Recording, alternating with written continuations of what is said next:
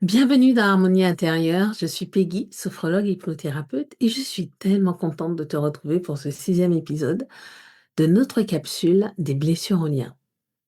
Aujourd'hui, on va parler d'une blessure qui touche énormément de femmes, une blessure qui peut transformer la femme la plus douce, la plus confiante en une vigie permanente.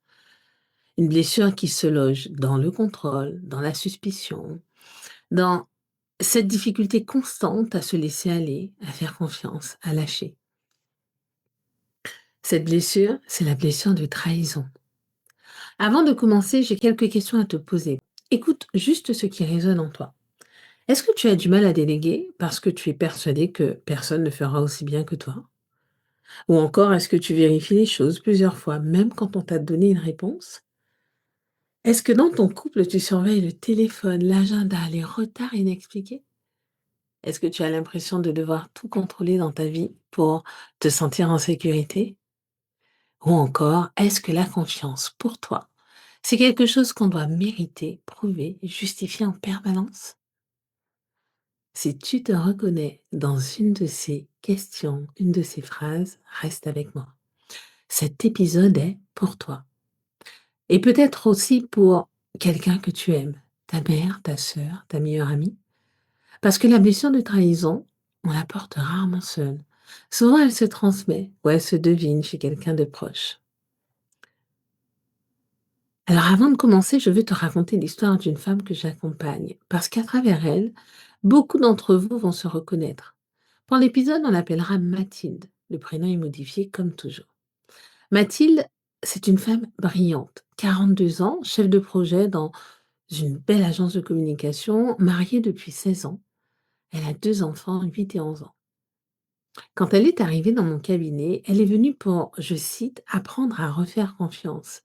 Parce qu'il y a 3 ans, elle avait découvert que son mari, l'homme avec qui elle partageait sa vie depuis, presque 20 ans, entretenait depuis 18 mois une relation avec une collègue. 18 mois de mensonges, de double vie, de week-ends inventés, de retards expliqués par des réunions qui n'existaient pas. Quand Mathilde m'a raconté tout ça en cabinet, ce n'est pas la trahison du mari qui m'a frappée d'abord, c'est ce qu'elle disait, elle, sur elle-même. Peggy, je n'arrive plus à dormir. Je vérifie son téléphone toutes les nuits. Je surveille sa géolocalisation. Je contrôle nos codes bancaires.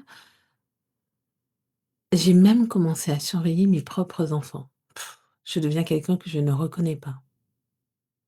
Tu vois ce que je veux dire là? Mathilde n'avait pas un problème avec son mari. Enfin, si, évidemment, mais ce n'était pas ce qu'on devait travailler en cabinet. Mathilde, à 42 ans, c'était une blessure de trahison qui venait d'être réveillée là violemment. Et tant qu'on n'irait pas à la racine de cette blessure, aucun travail de couple, aucune thérapie conjugale ne pourrait suffire. Aujourd'hui, dans cet épisode, je vais te montrer 3 choses. D'abord, comment cette blessure se crée. Alors, souvent dans l'enfance, autour de la figure du parent du sexe opposé. Ensuite, comment elle se transmet ou se met en scène dans le masque du contrôlant. Et comment elle s'inscrit dans ton corps et tes relations. Et puis en deuxième partie, ma partie préférée, on va faire ensemble une pratique de sophrologie de quelques minutes, 12 ou 15 minutes, je ne sais pas encore, pour commencer à reconstruire ta sécurité intérieure. Pas la confiance dans l'autre, la confiance en toi. C'est par là que ça commence. Alors installe-toi confortablement, prends ta boisson chaude préférée, respire profondément et offre-toi cette parenthèse. Alors d'où vient la blessure de trahison? Selon Lise Bourbeau, qui a posé le cadre théorique des 5 blessures de l'âme dans son livre paru en 2000, la blessure de trahison se forme entre 2 et 4 ans. C'est la période oedipienne, comme le décrit Freud. La période où l'enfant développe un attachement particulier aux parents du sexe opposé.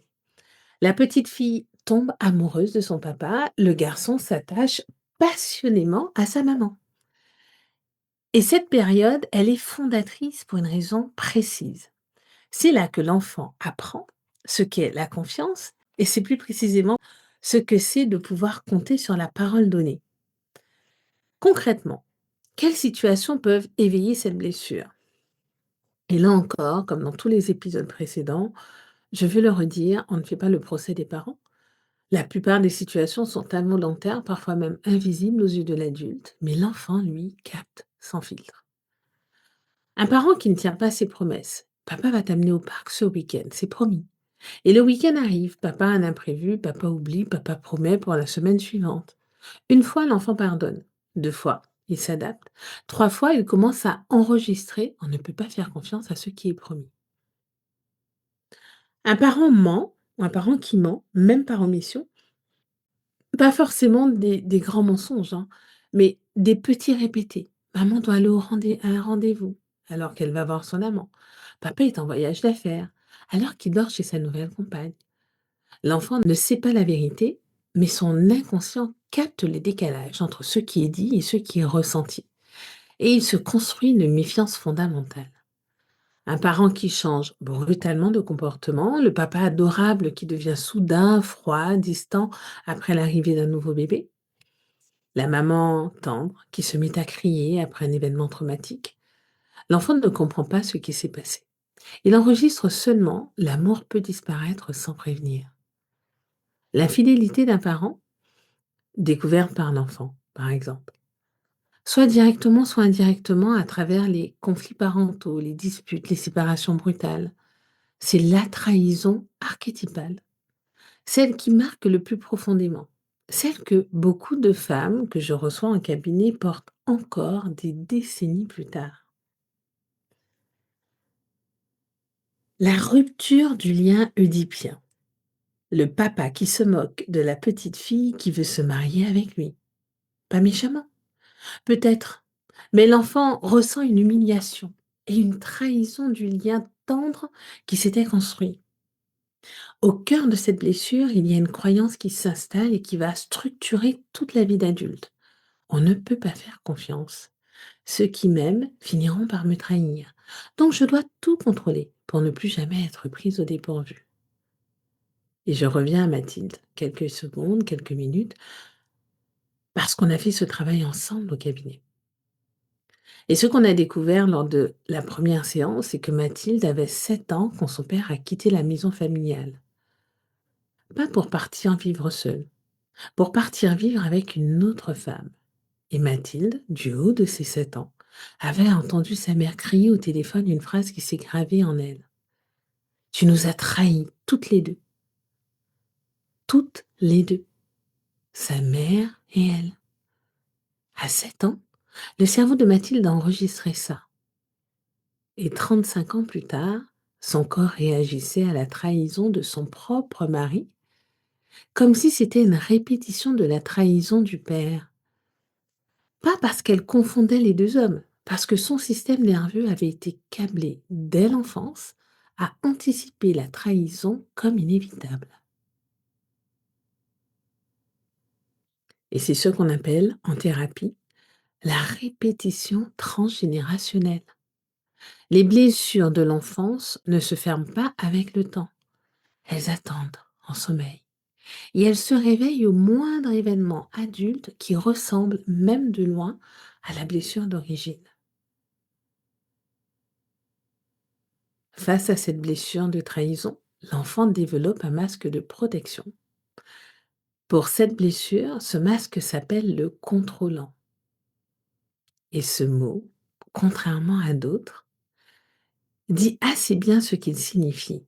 Le contrôlant, c'est cette stratégie inconsciente qui consiste à vouloir tout maîtriser, tout anticiper, tout vérifier pour que plus jamais personne ne puisse te prendre au dépourvu. La logique du contrôlant, c'est si je tiens tout entre mes mains, si je vérifie tout, si je sais tout, alors je ne pourrai plus être trahi. Je pourrai voir venir les coups avant qu'ils ne tombent. C'est une stratégie brillante en surface, sauf qu'elle a un coût immense. Comment se manifeste le contrôlant concrètement dans ta vie d'adulte? Dans le couple, tu vérifies. Le téléphone, les mails, les agendas, les retards. Tu poses des questions répétées sur la même soirée, sur la même collègue, sur le même ami. pas par méchanceté, par hypervigilance. Ton corps cherche le détail qui ne colle pas parce qu'il a appris autrefois que les détails qui ne collent pas, c'est là que se cache la trahison. Au travail, tu ne délègues pas vraiment. Tu fais semblant parce qu'il faut bien jouer le jeu du management. Mais en réalité, tu vérifies derrière. Tu repasses sur ce que les autres ont fait. Tu ajoutes une couche. Tu doubles le contrôle. Et tu finis épuisé parce que tu avais une équipe pour t'aider et en fait, tu ne t'es pas appuyé dessus. Avec tes enfants, tu sais à chaque instant où ils sont, avec qui ils sont, ce qu'ils font. Tu mets des balises GPS sur leur téléphone, tu lis leurs messages. Tu te dis que c'est de la protection. C'est aussi en partie de la blessure. Avec toi-même, tu es ton propre contrôleur le plus dur. Tu surveilles ce que tu manges, ce que tu dis, comment tu te montres. Tu ne te lâches presque jamais. Et quand tu te lâches, tu culpabilises. Avec la confiance, tu en parles beaucoup, mais tu en donnes peu, très très peu. La confiance pour toi, ce n'est pas une posture de départ. C'est quelque chose qu'il faut mériter, prouver, gagner. Et même quand on l'a gagnée, tu la retires au moindre faux pas. Il y a quelque chose de particulièrement douloureux dans le masque du contrôlant. Il crée exactement ce qu'il essaie d'éviter. À force de vérifier l'autre, tu l'étouffes. À force de douter, tu mines les liens. À force de tout contrôler, tu finis par perdre les gens parce que personne ne peut vivre longtemps sous surveillance. Ce que tu cherchais à éviter, la perte de l'autre, finit par arriver à cause du contrôle lui-même. Alors, comme toutes les blessures, la trahison laisse des traces très spécifiques dans le corps. Lise Bourbeau a observé que les personnes portant cette blessure ont souvent un corps tonique, fort, voire imposant, comme si le corps lui-même disait: «Je suis prête à parer le coup. Hum, je ne me laisserai pas avoir.» Alors, pas toujours, attention. Et avoir un corps tonique ne signifie pas qu'on porte cette blessure. Mais quand la blessure est très active, voici ce qu'on voit fréquemment en cabinet. Une mâchoire serrée, souvent inconsciemment. Beaucoup de femmes que je reçois pour cette problématique grincent des dents la nuit, ont des douleurs au niveau des temporomandibulaires ou ont régulièrement des points de tension sous les oreilles, une nuque rigide, les épaules en alerte, le corps en mode garde en permanence. Comme s'il fallait toujours pouvoir se retourner pour voir d'où vient la prochaine attaque. Une respiration thoracique, jamais ventrale. Le ventre, c'est l'endroit du lâcher-prise. Et lâcher-prise pour le contrôlant, c'est trop dangereux. Donc le ventre reste contracté et la respiration reste haute, courte, en surveillance. Des troubles digestifs, reflux, ballonnement, constipation. Le corps n'arrive pas à digérer parce qu'il n'arrive pas à faire confiance. La digestion physiologiquement demande un état de relâchement parasympathique. Le contrôlant, lui, vit en mode sympathique permanent. Des troubles du sommeil très spécifiques. Le réveil à 3 ou 4 heures du matin avec le cerveau qui se met immédiatement à tourner. À ce moment-là, le cortisol matinal commence à monter physiologiquement et chez les personnes en hypervigilance, il déclenche une avalanche de pensées de contrôle. Sur le plan neurologique, la recherche montre que les personnes ayant vécu une trahison précoce développent une hyperactivation du système d'attachement. Concrètement, l'amygdale est plus réactive aux signaux de menace relationnelle. Le cortex préfrontal, qui devrait pouvoir réguler ses réactions, est moins efficace pour calmer le système. Résultat, un signal mineur comme un message non répondu pendant 2 heures déclenche une cascade de stress comme si c'était une trahison majeure. Ce n'est pas de la paranoïa, ce n'est pas un défaut de caractère, c'est une réponse logique d'un système nerveux qui a appris très tôt que la trahison était une menace vitale.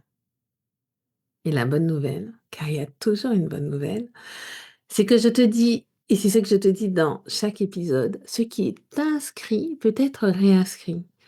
Pas par volonté seule, par un travail spécifique qui passe par le corps, par le système nerveux et par la reconstruction patiente de la sécurité intérieure. C'est exactement ce qu'on a fait avec Mathilde. Et c'est ce qu'on va commencer ensemble dans la deuxième partie de cet épisode. Avant de passer à la pratique, je voulais te partager quelques éclairages scientifiques. Parce que je trouve qu'il est légitime d'expliquer, enfin parce qu'ils viennent légitimer ce qu'on vit et qu'ils enlèvent beaucoup de la honte que beaucoup de femmes portent autour de leur caractère contrôlant. Les travaux de John Bowlby, le père de la théorie de, alors on peut dire Bowlby ou Bowlby, le père de la théorie de l'attachement dans les années 60-70, ont montré que l'attachement précoce structure profondément la capacité d'un adulte à faire confiance. Une rupture brutale de lien d'attachement, particulièrement entre 2 et 4 ans, crée ce qu'il appelle un attachement insécure désorganisé. L'adulte porteur de ce schéma alterne entre besoin de contrôle absolu et tendance à fuir les relations, parfois dans la même journée. Mary Ainsworth, qui a poursuivi les travaux de Bowlby dans les années 70, a identifié que les enfants ayant vécu des trahisons précoces présentent à l'âge adulte des stratégies d'attachement spécifiques, soit hypervigilantes, soit fuyantes, parfois les deux. Plus récemment, les recherches en neurosciences relationnelles, notamment celles de Stephen Porges ou Alan Score, montrent que la confiance ou la méfiance n'est pas une décision consciente. C'est une réponse automatique du système nerveux autonome basée sur des micro-signaux que nous captons sans nous en rendre compte. Le ton de voix de l'autre, sa posture, son rythme respiratoire. Ces micro-signaux sont évalués en quelques millisecondes par notre cerveau, qui décide alors si nous sommes en sécurité ou non. Chez les personnes ayant vécu une trahison précoce, ce système d'évaluation est déréglé, dérégulé. Ils voient des menaces partout, même là où il n'y en a pas, et ils ratent parfois les vraies menaces parce il est saturé d'alerte. C'est ce qui rend ce travail thérapeutique fondamental. On ne peut pas simplement décider de faire confiance à nouveau. Il faut réapprendre au système nerveux ce qu'est la sécurité, le rééduquer, lui donner de nouvelles expériences qui, peu à peu, vont reconstruire la base de la confiance. Et c'est exactement ce que la sophrologie peut faire, parce qu'elle travaille au cœur du système nerveux autonome. Elle parle au corps avant de parler à la tête. Et c'est par le corps qu'on commence à se sentir, enfin, en sécurité dans le monde. Avant de passer à la pratique, je veux te dire un mot rapide sur ce qui arrive bientôt dans la bibliothèque du bien-être. Pour la blessure de trahison spécifiquement, je prépare une séance complète d'hypnose, une séance qui combine de l'hypnose régressive pour aller rencontrer la petite fille qui a été trahie autrefois et lui rendre sa sécurité, la sécurité intérieure. Un travail de reconstruction du sentiment de confiance fondamentale et un ancrage profond de la sécurité intérieure pour que tu puisses la mobiliser dans toutes les situations qui se déclenchent aujourd'hui. Cette séance n'est pas encore disponible, je suis en train de la finaliser et pour être informé en avant-première de sa sortie, le lien d'inscription est dans la description de l'épisode. Et si tu te reconnais profondément dans cet épisode et que tu sens que tu as besoin d'un accompagnement personnalisé, sache que je propose dans mon cabinet à Lannion ou en visioconférence un travail spécifique sur la reconstruction de la confiance après une trahison. Le lien de prise de rendez-vous est aussi dans la description. Maintenant, on passe à la pratique. Allez, assieds-toi confortablement. On va faire quelque chose de très doux ensemble et particulièrement précieux pour toi si tu portes cette blessure.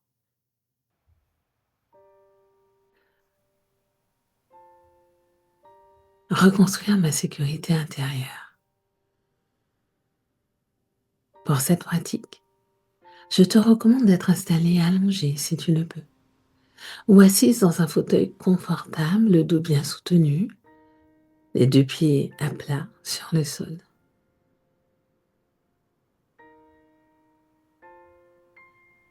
Laisse les bras le long du corps ou pose-les sur tes cuisses, paumes ouvertes vers le ciel. Prends une grande et profonde inspiration. Et quand c'est OK pour toi, tu fermes les yeux doucement quand tu te sens prête.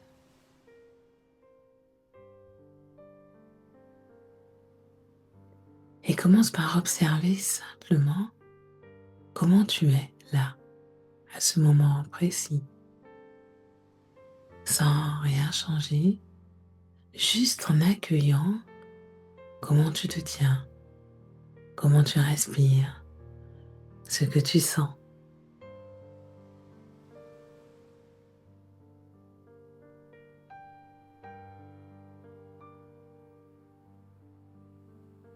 On va commencer par quelque chose qui peut paraître très simple, mais qui, pour le système nerveux d'une personne portant une blessure de trahison, va être étonnamment puissant. Tu vas inviter ton souffle à descendre dans ton ventre. Pose une main sur ton ventre, doucement, et inspire lentement par le nez en imaginant que l'air remplit ton ventre comme un ballon qui se gonfle doucement.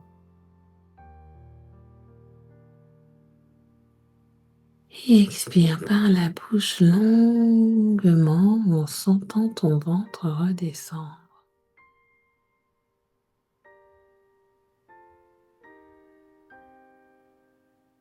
Si tu sens une résistance, c'est complètement normal. Beaucoup de femmes qui portent cette blessure respirent uniquement par le haut du thorax. Le ventre, pour le contrôlant, c'est trop vulnérable. C'est là où on peut être touché. Donc on le contracte sans même s'en rendre compte. Aujourd'hui, on autorise quelque chose de nouveau. On autorise le ventre à respirer librement en sécurité. Inspire par le nez, le ventre se gonfle. Expire par la bouche, le ventre redescend.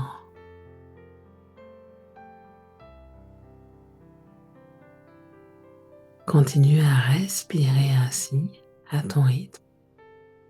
Et à chaque expiration intérieurement, dis-toi simplement, je suis en sécurité ici, maintenant.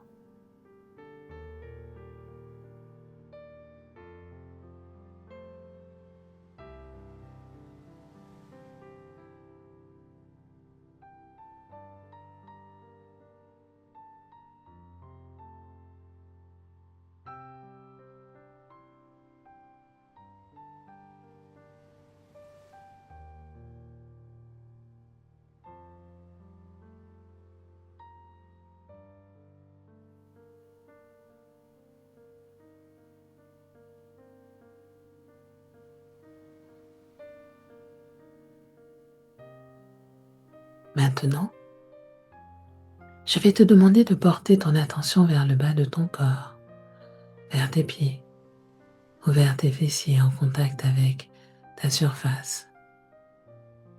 Sans le poids de ton corps qui se dépose, sans le contact ferme avec le sol, avec le fauteuil, avec le matelas.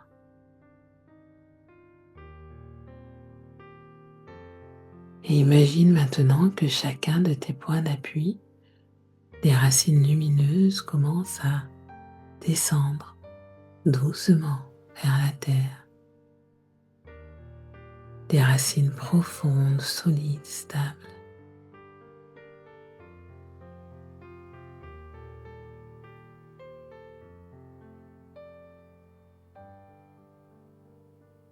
Ces racines descendent à travers le sol.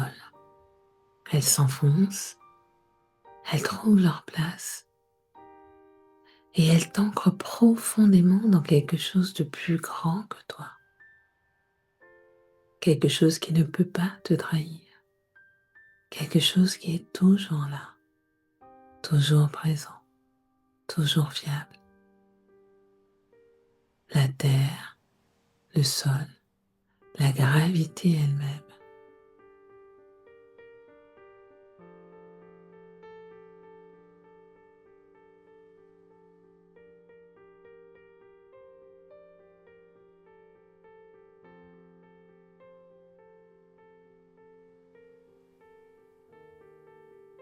Voici ce que je veux que tu comprennes à ce moment précis. La sécurité que tu cherches désespérément à l'intérieur depuis si longtemps, dans le contrôle des autres, dans la vérification, dans la maîtrise, elle ne se trouve pas là. Elle ne s'est jamais trouvée là. Elle se trouve ici, dans ton corps, dans ton ancrage, dans cette stabilité que tu peux construire en toi. Personne ne peut te prendre cet ancrage. Personne, jamais.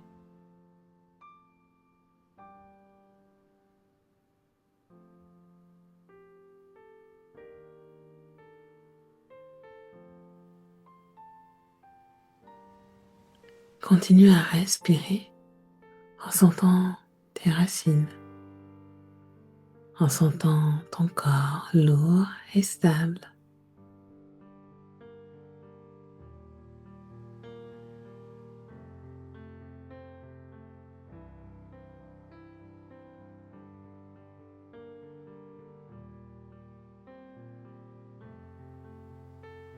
Maintenant, je vais te proposer une visualisation un peu particulière et qui pour beaucoup de femmes qui portent la blessure de trahison va être libératrice. Imagine autour de toi, à 1 mètre environ de ton corps, une bulle de lumière, une bulle douce, transparente mais ferme. Cette bulle, c'est ta sécurité.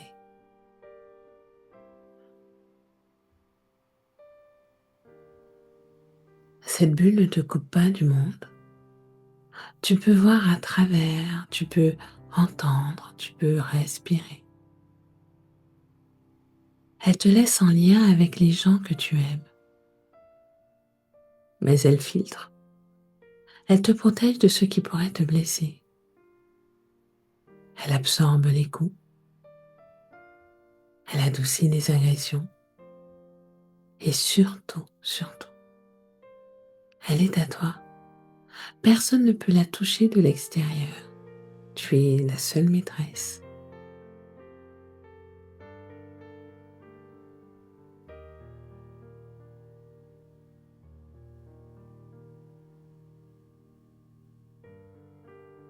Vois-tu pourquoi je te propose cette visualisation?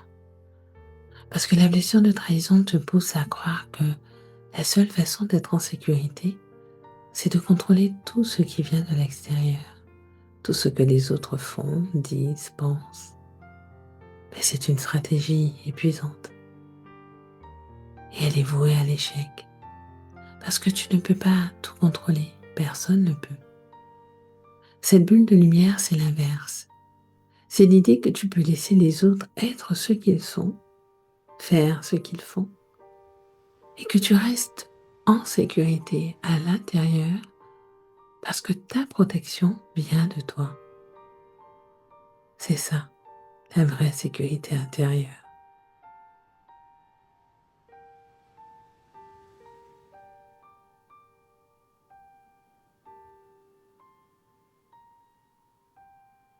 Et pour terminer cette pratique, je vais te proposer 3 phrases qu'on va déposer ensemble dans ton inconscient. 3 phrases qui vont travailler en silence longtemps après cet épisode. Première phrase, je suis en sécurité dans mon corps. Répète-la intérieurement, doucement.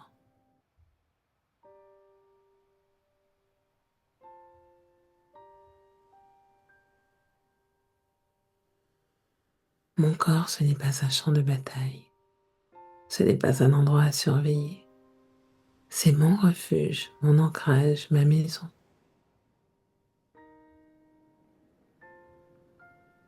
Deuxième phrase. Je peux faire confiance à ce qui est en moi.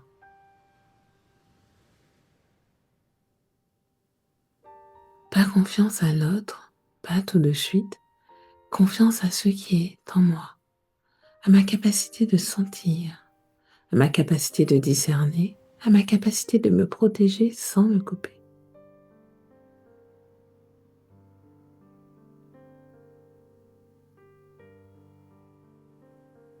Et la troisième, je peux lâcher sans tomber.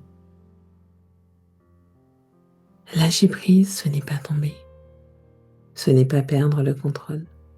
C'est juste arrêter de tenir et faire confiance à ceux qui me portent.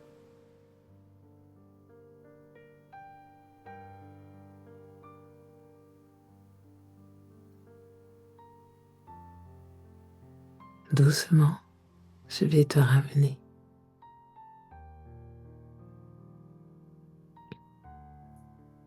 Reprends conscience de ton corps, de tes mains, de tes pieds. Bouge doucement les doigts, les orteils. Étire-toi si tu en as envie. Prends une grande inspiration. Une dernière fois, le ventre qui se gonfle librement en sécurité. Expire longuement. Et quand tu te sens prête, rouvre les yeux pour nous rejoindre ici et maintenant, corps et esprit totalement réharmonisés. Bienvenue. Tu viens de faire quelque chose de profond. Même si tu ne t'en rends pas compte, peut-être pas encore, mais tu as fait quelque chose de profond. Le contrôlant en toi s'est peut-être agité un peu pendant la pratique. Il t'a peut-être murmuré: c'est ridicule, ça ne marchera pas, tu ne peux pas baisser la garde. Et c'est normal. Le contrôlant ne se laisse pas désarmer en 15 minutes. C'est une stratégie installée depuis des décennies. Mais quelque chose s'est passé. Tu as commencé à montrer à ton système nerveux qu'il existe une autre voie, que la sécurité pouvait venir de l'intérieur, que tu pouvais respirer dans le ventre sans te perdre, que tu pouvais lâcher sans tomber. C'est un début. Et le reste vient avec la répétition. Alors je te recommande de refaire cette pratique chaque jour cette semaine. 5 minutes suffisent. Le matin ou le soir ou les deux. Tu poses la main sur ton ventre. Tu respires, tu visualises tes racines, tu déposes les 3 phrases. Je suis en sécurité dans mon corps. Je peux faire confiance à ce qui est en moi. Je peux relâcher, je peux lâcher sans tomber. Et puis, cet épisode. Si tu as reconnu une part de toi, tu y as peut-être aussi reconnu quelqu'un que tu aimes, une mère qui contrôle tout depuis 30 ans, une amie qui a été trahie en couple et qui n'arrive plus à faire confiance, une sœur qui surveille ses enfants jusqu'à l'étouffement, une fille qui commence déjà à 15 ans à ne plus rien lâcher. Si c'est le cas, je t'invite à partager cet épisode. Pas pour faire la leçon, on est d'accord, juste comme on tend une main. Comme on dit: «Tiens, j'ai entendu quelque chose qui m'a touché et j'ai pensé à toi en l'écoutant». Parce que la blessure de trahison, comme toutes les autres, se transmet souvent en silence. Et chaque femme qui décide de la regarder en face, c'est aussi une chaîne qui se brise pour celles qui viennent après. Je vais te laisser avec une dernière pensée. Mathilde, la femme dont je t'ai parlé en intro, est revenue il y a 2 mois pour une séance bilan. Son couple finalement n'a pas survécu à la trahison. Mais elle est repartie de cette dernière séance en me disant une phrase qui m'est restée: «Peggy, j'ai perdu mon mariage, Mais j'ai retrouvé quelque chose que je n'avais pas eu depuis l'âge de 7 ans, la confiance en moi. Et ça, personne ne peut me le reprendre. Voilà ce qu'on cherche. Pas reconstruire la confiance dans l'autre à tout prix. Reconstruire d'abord la confiance en soi. Le reste vient ensuite, à son rythme ou pas, mais la base, elle, est en toi. La semaine prochaine, on plonge dans la 5e et dernière des grandes blessures de l'âme, la blessure d'injustice. Une blessure qui va sans doute t'éclairer sur Sabrina aussi, parce qu'elle l'a portée en parallèle de son abandon. Tu ne veux pas rater cet épisode.